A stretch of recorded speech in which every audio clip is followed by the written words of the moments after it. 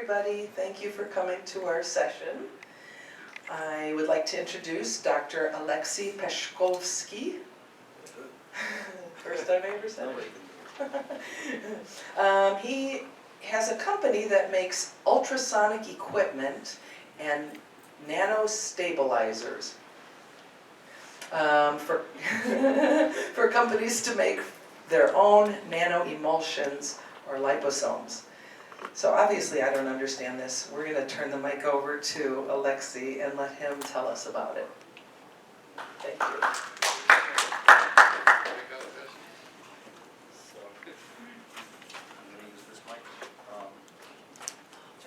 Yeah, okay.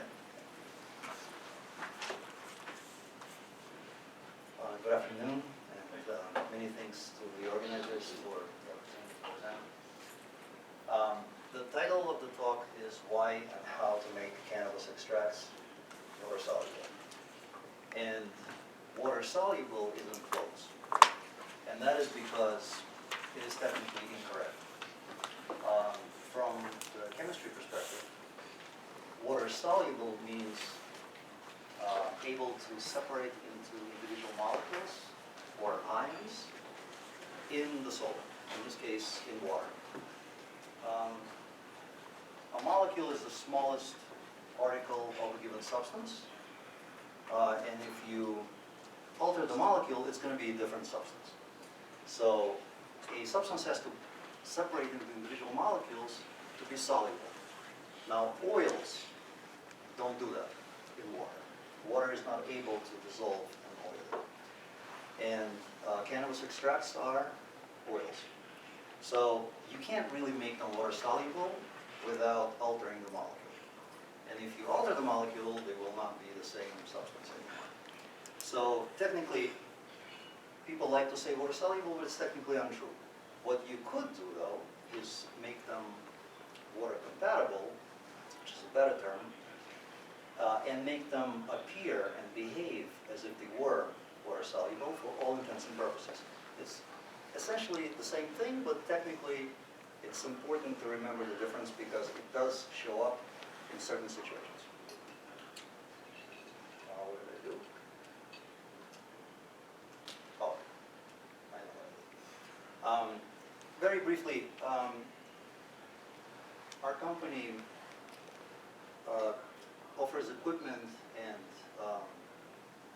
some peripheral formulations, we call it nano stabilizers and some other things, for three things. We have been involved in the design and manufacture or enabling others to manufacture nano emulsions and liposomes for some time, for about 10 years, mostly for the pharmaceutical industry. Also cell disruption, which is a similar process where you, instead of breaking up the oil droplets, you break up the cells and you release whatever's inside, and that's used in extraction and some other biofuel applications and things like that.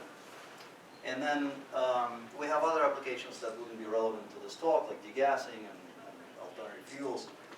But a couple of years ago, medical cannabis discovered the need for water-compatible formulations, and we just got lucky. We were ready for it because we already knew how to make nano emulsions, which is essentially the type of formulation that makes oils appear to be water-soluble. So we ran with it, and I think medical cannabis is probably 80% of what we do these days. So why would anybody bother? Why would anybody be interested in making nano emulsions out of cannabis extracts? Well, for some very kind of in-demand reasons. First of all, the bioavailability goes up. It starts to behave more like alcohol. The onset of action is much shorter. You can mix cannabis into beverages very easily. They can be translucent, so they disappear into water. They become completely transparent. You don't see them in there, but they're in there. These products are stable. They can be all natural and non-toxic. And basically, it looks like this. You take, in this case, a milliliter of a 20 milligrams per milliliter CBD nano emulsion. So now we just added 20 milligrams of CBD into water, give it a stir, it disappears into it. And these two bottles, one has it, the other doesn't, and they look the same.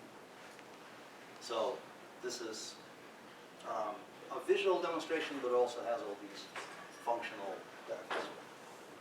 Now, what is a nanoemulsion? Nanoemulsion is a dispersion of oil droplets in water. So these are oil droplets. I think I have a, yeah, I have a one. So this is mostly a carrier oil, which could be an LCT, long-chain triglyceride. And it's important to know that long-chain triglycerides work well, but MCTs generally don't. They make excellent nanoemulsions. They themselves get absorbed very nicely, but they're free fatty acids that they form after digestion make mixed micelles, and I'll mention them, that are too small to incorporate CBD or THC properly. So they are not good at shuttling the actives into the bloodstream. They are good at absorbing themselves into the bloodstream.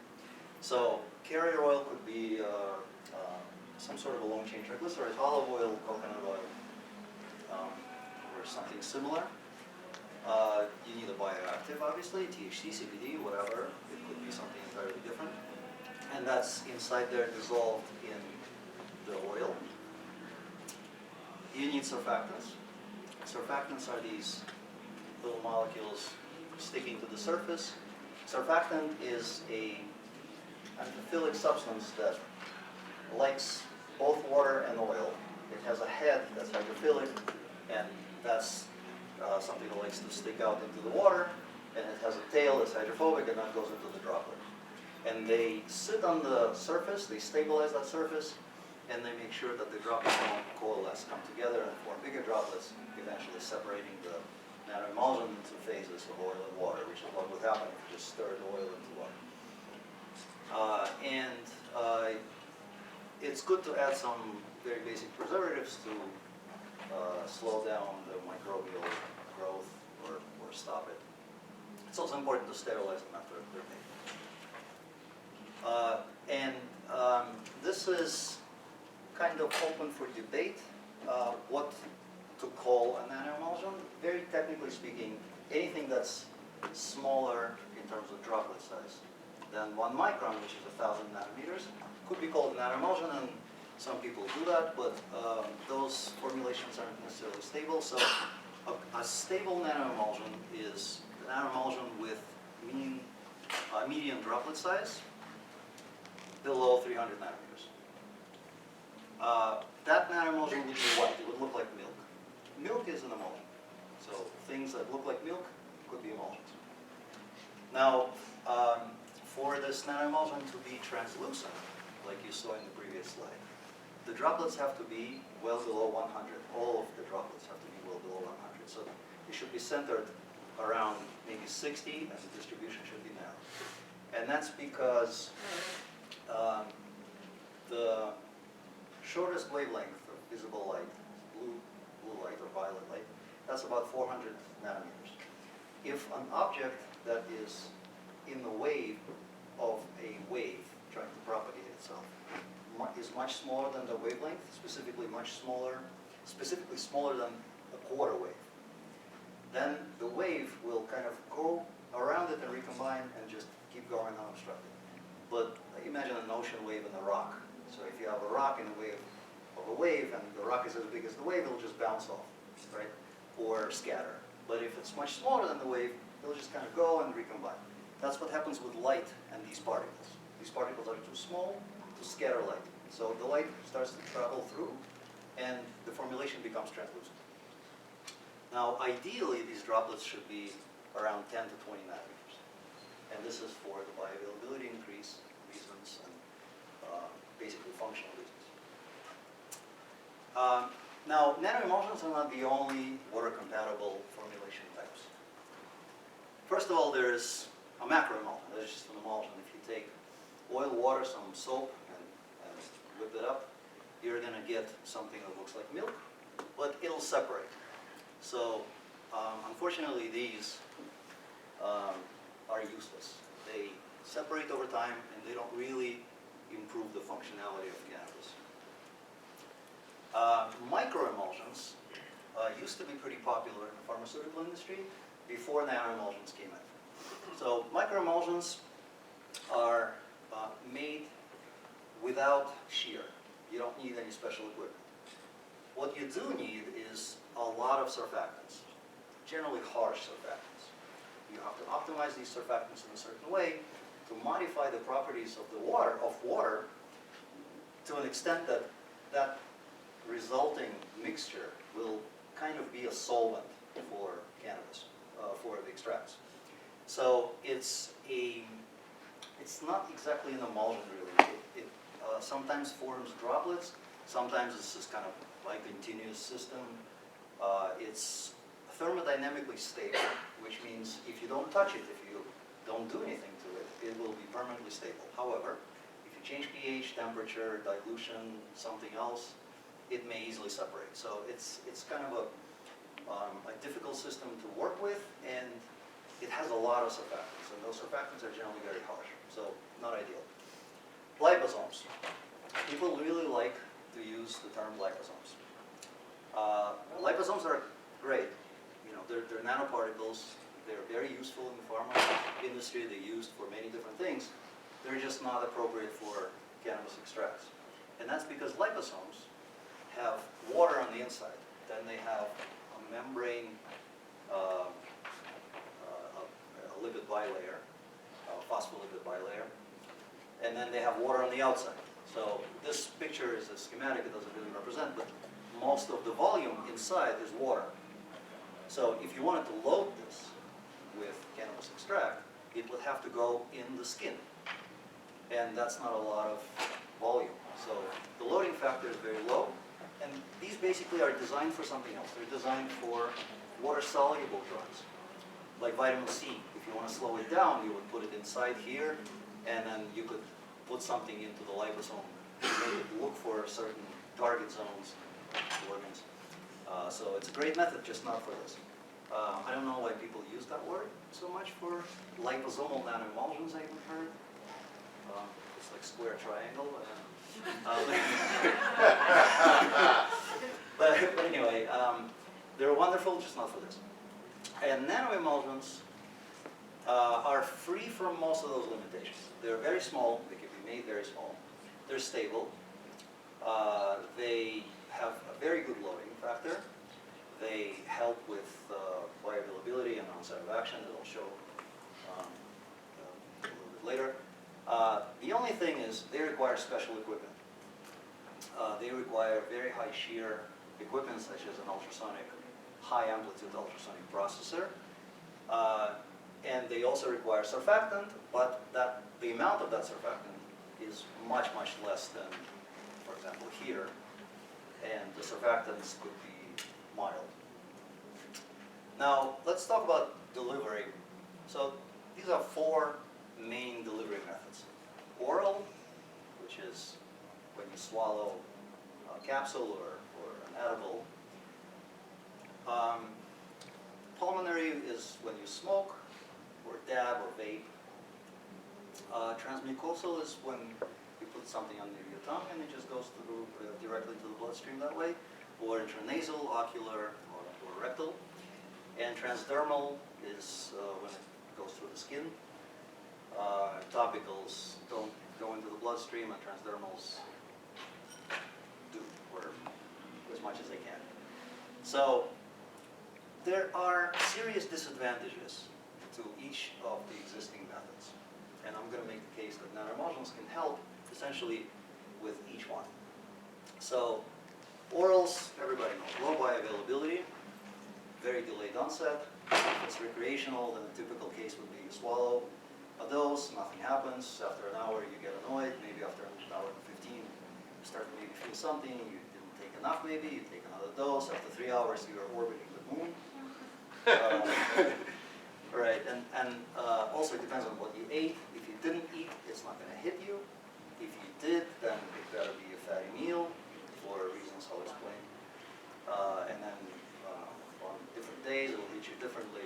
it's very unpredictable, and it's not prescribable, therefore. It's very difficult to prescribe. Now, vaping is, or smoking or dabbing is much faster. That's the attraction of it. It's great for recreational. There's all kinds of psychological components to it.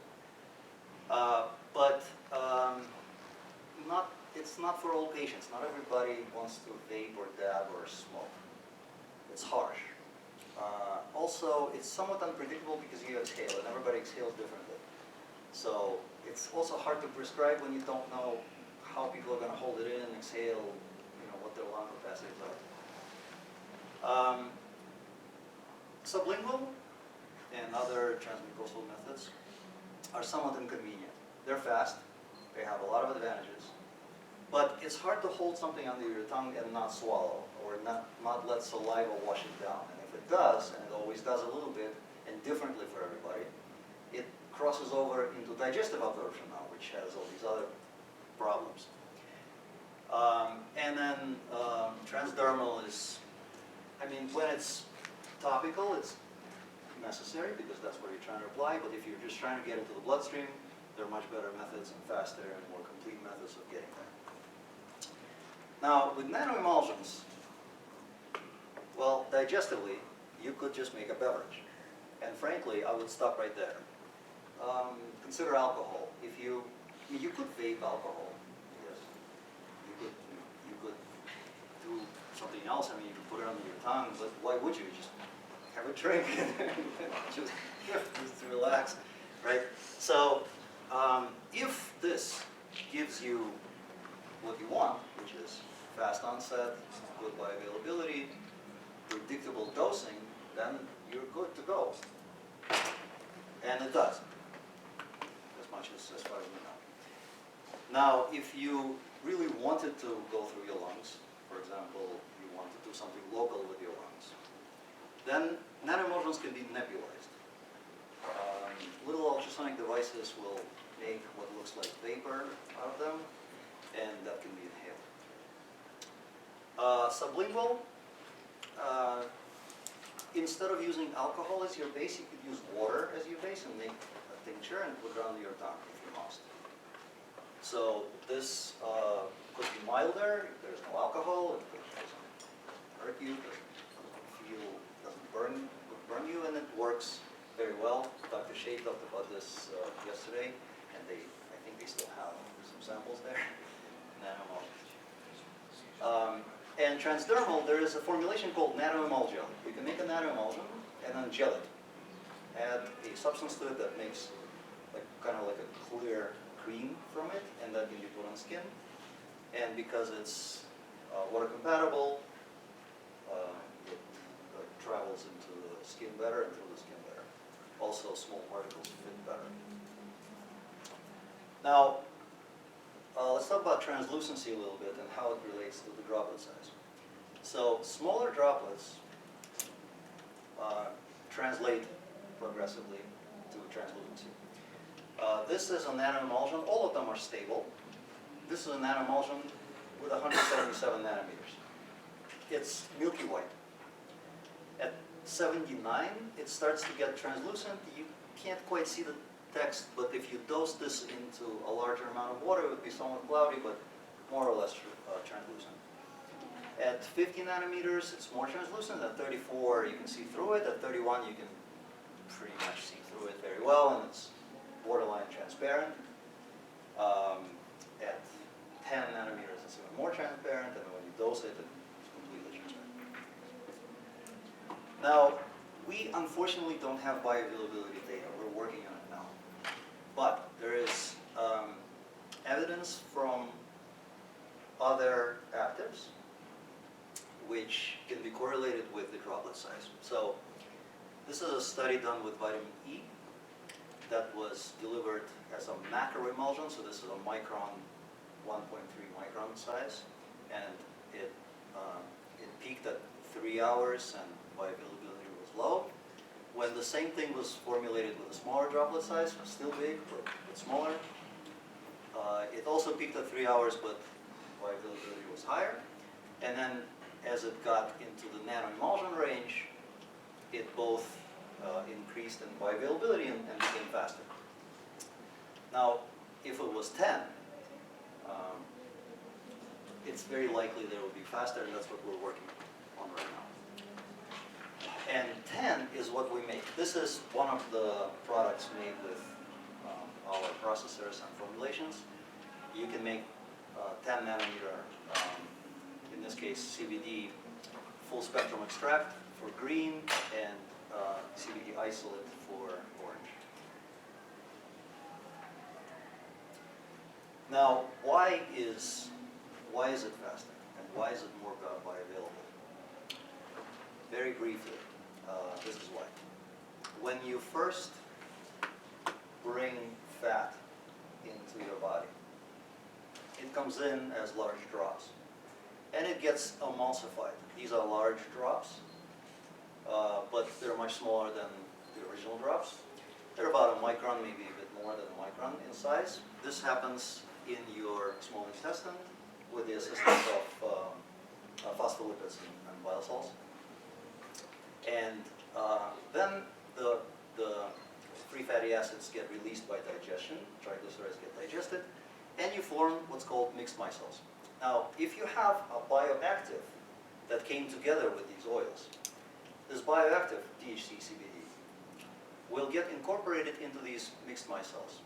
And the function of mixed micelles is to shuttle the active through the unstirred aqueous layer, which is here, to the absorption site. And they're small, they're about 8, 10 nanometers in size, and they fit very nicely into the structure. So when a large emulsion droplet won't fit, and it won't be able to get absorbed properly, these small mixed micelles do fit, and they, in the vicinity of the absorption site, they release the bioactive, and that gets absorbed. Then lots of other things happen to it. It can go into the liver, it can go into the lymphatic system. I don't have time to go into this, but this takes a long time. This is why the onset of action is delayed and bioavailability is low, because you're eliminating it as it goes along. And that's why edibles have such an inconvenient profile. You bring a little bit in, and you keep bringing it in.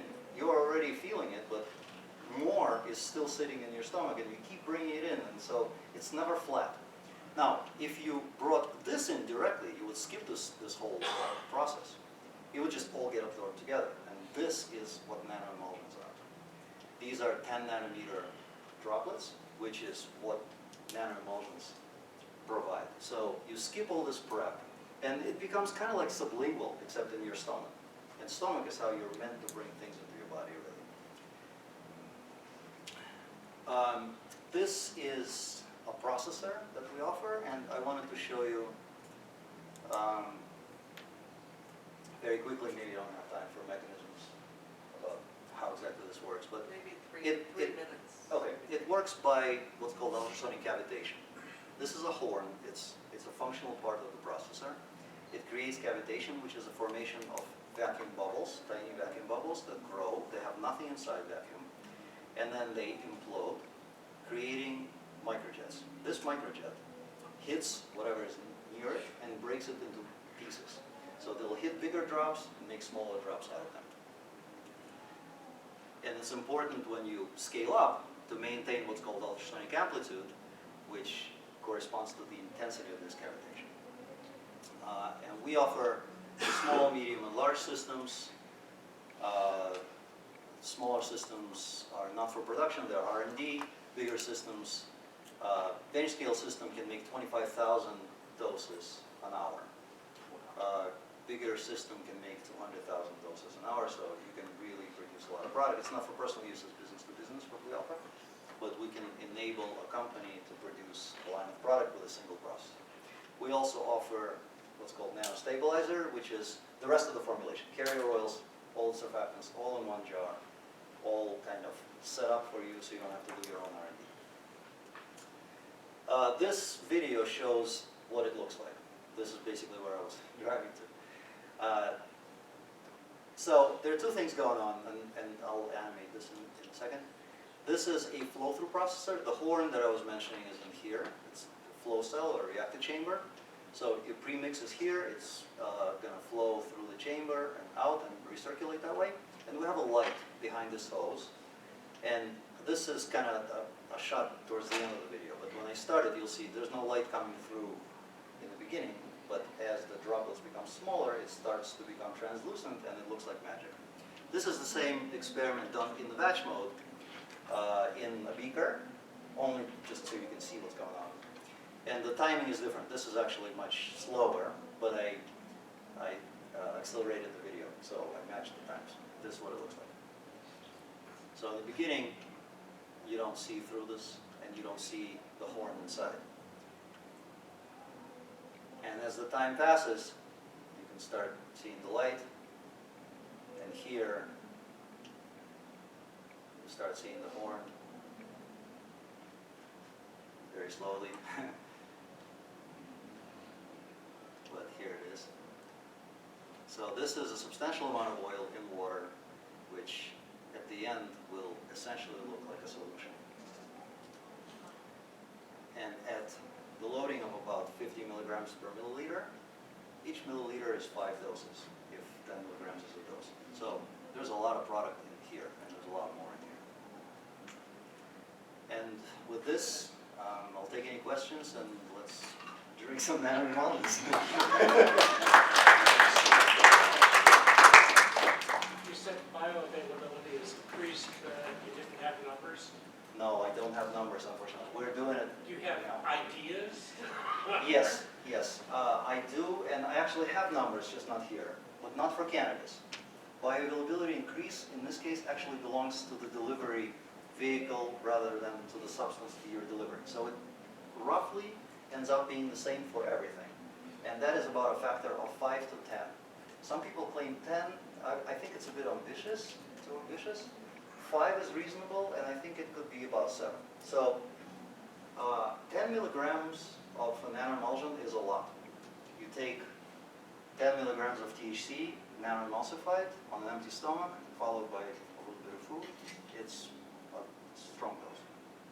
So one of the very few people realize how poor, sorry, apologize for my code, how poor the bioavailability is overall in CBD. Highly, highly variable. It's But, 6%. we're looking at, it's usually quoted as 6%. 6%. And, but that means 0 to 50% because of the huge range. And it's complicated by the fact that the metabolism yields inert metabolites. Right. And so I mean, I don't know, this may be a simple issue, but will what you're doing not only affect absorption, but will it have an influence on metabolites? Are we going to have those answers? I don't know the answer to that.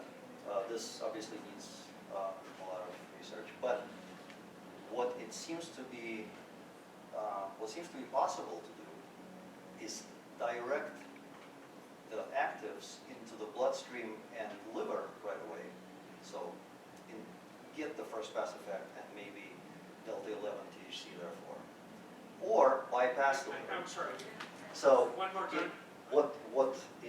what seems to be possible is to direct the actives, THC, for example, into the bloodstream and not into the lymphatic system, so that it does go through the liver and forms hydroxy 11 THC, or make it go into the lymph and bypass the liver. Takes a little longer, but the bioavailability seems to go up, although that has to be verified.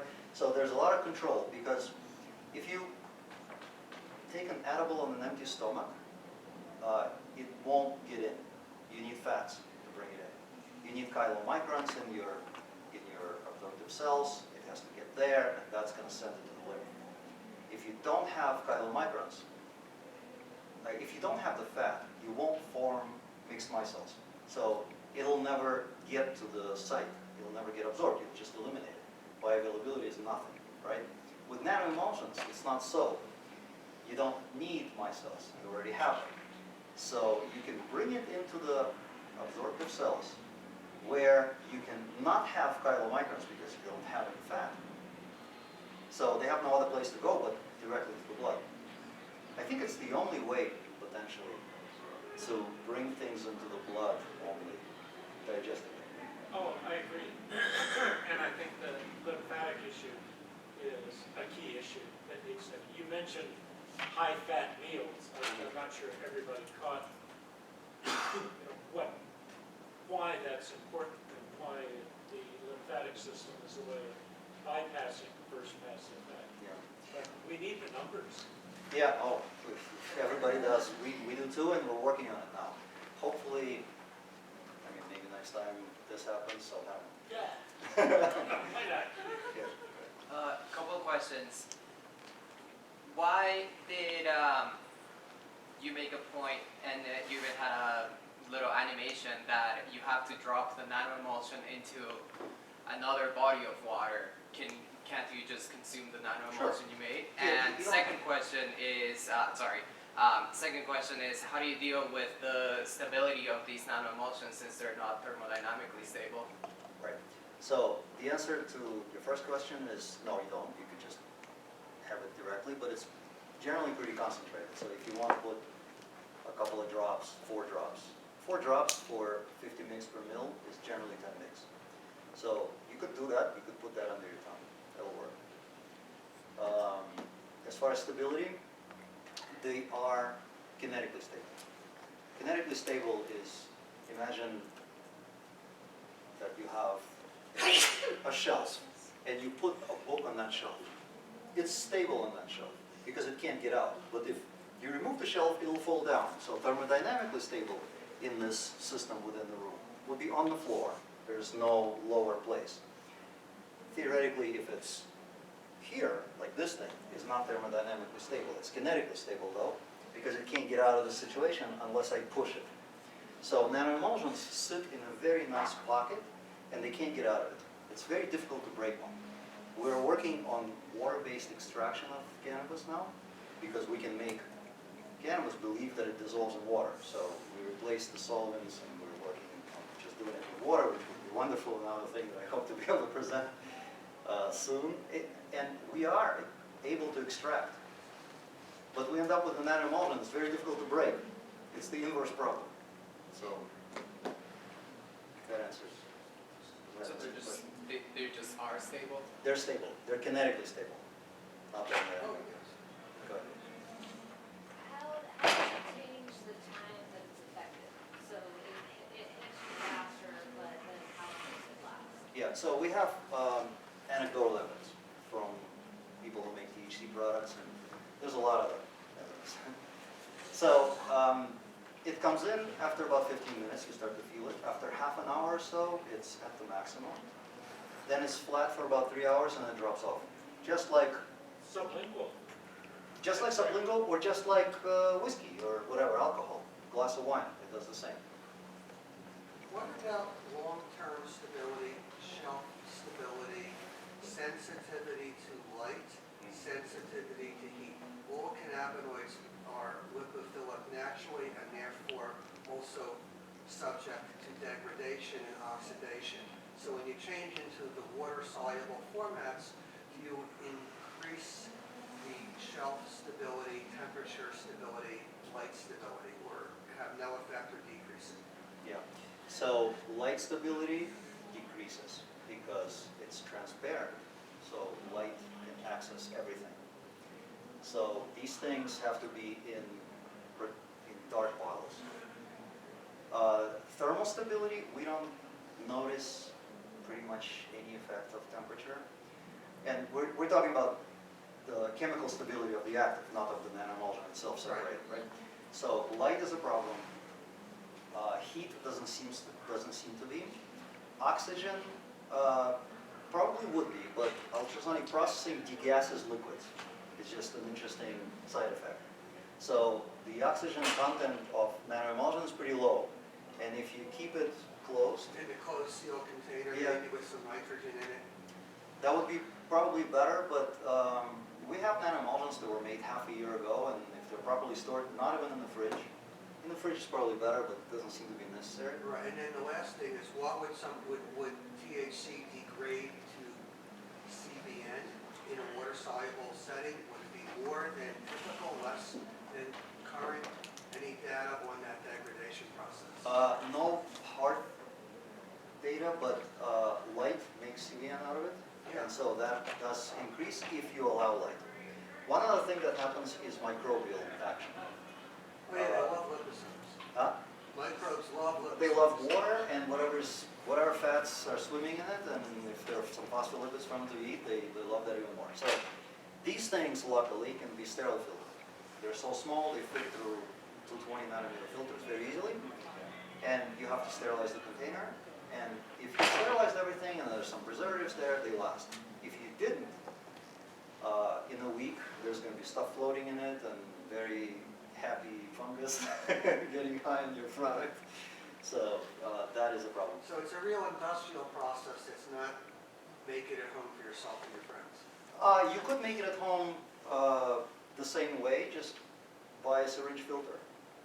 It's a couple of dollars. And you know, if you make 50 milliliters, that'll last you, what is it, 250 doses. So you and your friends for a couple of weeks can have a good time. Just filter it.